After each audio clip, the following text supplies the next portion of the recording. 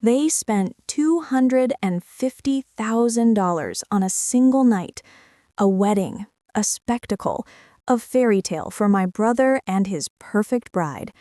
It had a designer dress, a 5-tier cake, and a guest list that cost more than a small home. But while they were obsessing over floral arrangements and champagne, I was in a hospital room, watching my daughter's life fade away. Her name is Lily, and at just 7 years old, she needed a heart transplant. The surgery was our only hope, but it came with a price tag we couldn't afford. I went to my brother, my own flesh and blood, and I showed him the hospital bills. I begged him. I wasn't asking for the whole amount. I was just asking for a small loan, anything to start the process. But he just looked at me with a cold, blank stare. "Lita," he said, his voice completely devoid of warmth, "we can't compromise the wedding. This is a once-in-a-lifetime event. You should have been more responsible with your finances." His wife, my sister-in-law, even laughed. She called me a freeloader, a constant disappointment.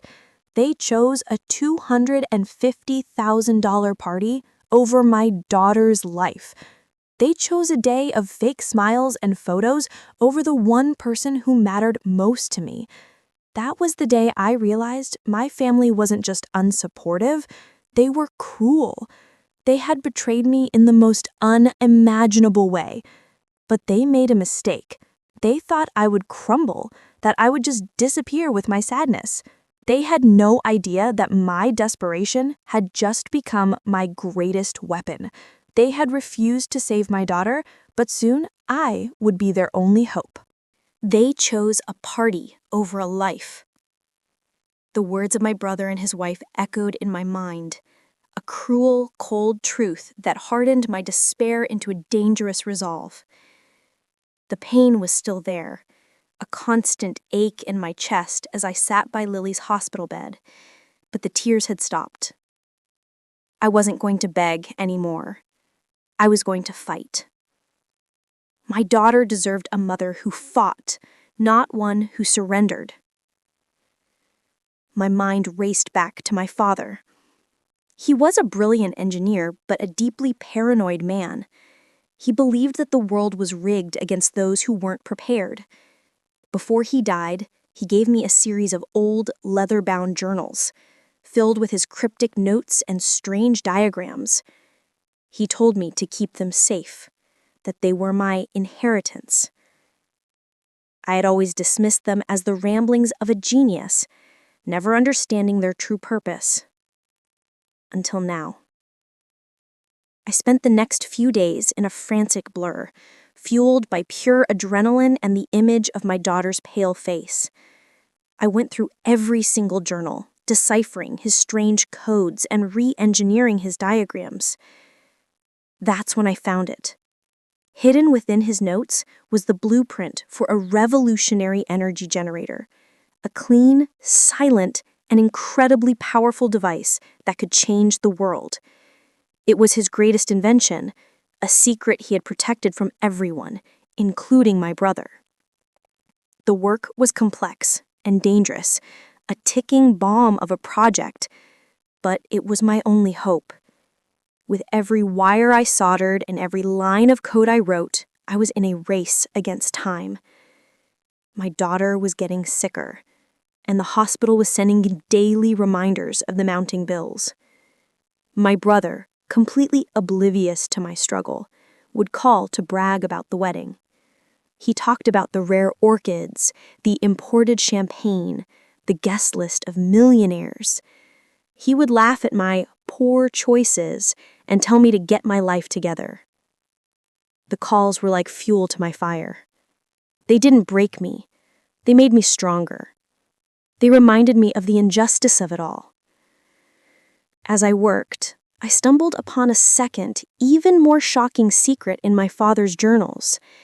He had left my brother his entire company and his fortune, but with a fail-safe.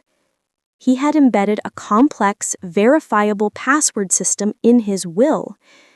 If my brother ever had to prove his ownership to an investor, He would have to use a password that would trigger a warning to me. The key to the system? The very energy generator he had given me. It was my father's way of ensuring I would never be left powerless, a brilliant final act of a protective father. I realized then that my father's inheritance wasn't just a project. It was my leverage, my ace in the hole. My brother had what I needed, a key to a fortune he didn't even know he had. My plan began to take shape. I would finish the generator, and with the wedding just days away, I knew my brother would be at his most vulnerable. He thought he was untouchable, but he was about to discover that the little sister he called a freeloader was holding the key to his entire empire. The wedding hall was a blur of silk and extravagance. I walked in, and every eye was on me. My parents looked horrified. My brother's new wife shot me a condescending glare. They thought I was there to beg again, to cause a scene, to make their perfect day miserable. My brother, with his smug smile, approached me. "Lita," he said, "I thought you'd have the decency to stay home. This is a very important day for us." His voice was low, and his eyes were full of contempt. I didn't flinch. I just smiled, a small, knowing smile that confused him. I then pulled a small USB drive from my pocket.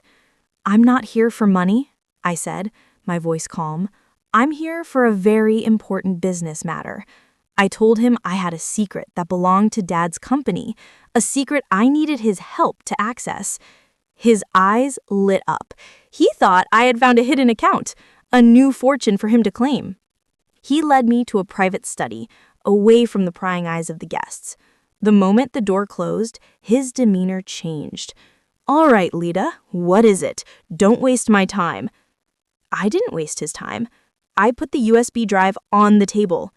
"This," I said, "is my father's true inheritance, the one he didn't give you. It's a fully functional, revolutionary energy generator." I watched his face. The confusion turned to disbelief, then to rage. "He gave me the company," my brother yelled, his voice a low hiss. "He gave me everything." I laughed, a single sharp sound. "He gave you his public name, his old company, and his outdated technology, but he gave me his most valuable secret, the one he protected from you, because he knew your character. He knew that when it mattered most, you would choose money over family." I told him that I had already secured a meeting with a powerful corporate investor, a direct rival to his company. I told him that while he was busy planning his $250,000 wedding, I was building an invention that could make me a billionaire. He went pale. He had $250,000 of his company's money tied up in this wedding, and I was about to expose his hypocrisy and his incompetence to the entire business world. "But you're the one who refused to save my daughter," I said, my voice now shaking with a controlled fury. "You watched me beg for her life, and you chose a party over her. You thought you had everything, but you were wrong. The one thing you thought you had, the one thing you took for granted, is about to be worthless. You are nothing without me. You can lose everything, your reputation, your fortune, your entire life." He was speechless, his face a mask of utter horror. The revenge was not in taking his money, but in revealing the truth. He had to face the monster he had become, a man who chose a party over a life, a man whose greed had just made him vulnerable to his own sister. He thought he was untouchable. He had no idea he was standing in the palm of my hand. My brother's face was a mask of pure, unadulterated panic. The smug, superior air he had carried his entire life had vanished, replaced by the terror of a man watching his empire crumble. "No, Lita, you can't," he screamed, his voice cracking with desperation. "Please, I'll give you the money. I'll give you double. Just don't go to their investors." He was begging, but I knew his plea wasn't for my daughter's life. It was for his own. He was a coward, and now he was finally facing the consequences of his actions. I looked him dead in the eye and gave him my terms. You will go back into that hall in front of your new wife and all of your guests. You will take the microphone and you will tell them exactly what you did. He stared at me in disbelief. You want me to ruin my wedding? He stammered. I didn't flinch. You already ruined it, I said, my voice cold and firm. You chose a party over a life. Now you'll tell the world the truth. He had no choice. The humiliation was a small price to pay to save his reputation and his fortune. I watched from the doorway as he walked back into the reception hall, a man stripped of his power, his face pale, and his hands shaking. He walked up to the microphone, his beautiful new bride looking at him in confusion. He took a deep breath and with a trembling voice, he started to speak. He confessed everything. He told the stunned crowd how I came to him, begging for money to save my daughter. He told them how he and his wife had laughed and called me a freeloader. His voice was a pathetic whisper as he admitted that my daughter's life was less important to him than a 5-tier cake. The silence in the room was deafening. Every guest's face was a mixture of shock and disgust. His perfect wedding, his perfect life, had been exposed as a lie. And then came the final crushing blow. He announced that he was giving me a check for the full amount of my daughter's surgery and a significant amount more, not as a gift, but as a payment to protect his company. The moment was not one of celebration, but of profound, quiet justice. The tables had turned. The people who had looked down on me with such disdain were now forced to witness their own cruelty. I had won. Not by taking his money in a back room, but by forcing him to publicly admit his wrongdoing. As I walked to the front of the hall to accept the check, every eye that had once judged me was now filled with a newfound respect. My brother's perfect wedding was a disaster, a monument to his own moral bankruptcy. My daughter's life was saved, and I had reclaimed my dignity. It was a victory, a hard-won triumph, and the best kind of revenge. As I walked out of that wedding hall, the check for my daughter's surgery clutched in my hand, I didn't feel a triumphant joy. Instead, a wave of profound, exhausted relief washed over me. The revenge, the drama, the confrontation, it was all over. I was in a taxi watching the lavish venue shrink in the rearview mirror, and I thought about everything that had happened.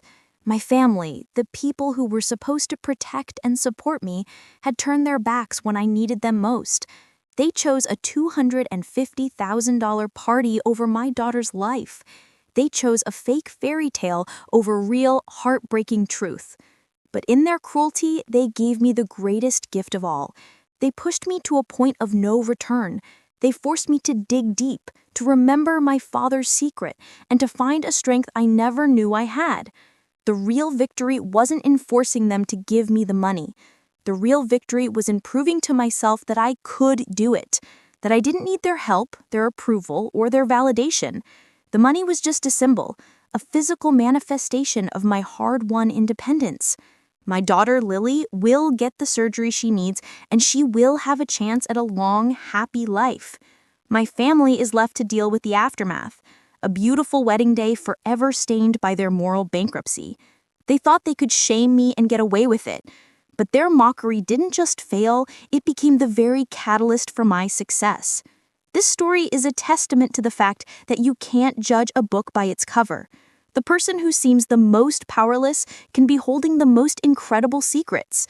Sometimes the greatest betrayals are the exact things that lead us to our greatest victories. The justice was bitter, but it was worth it. As for me, the girl who was once a freeloader in her family's eyes, my story is just beginning. Lily is going to be just fine, and I'm going to build an empire of my own.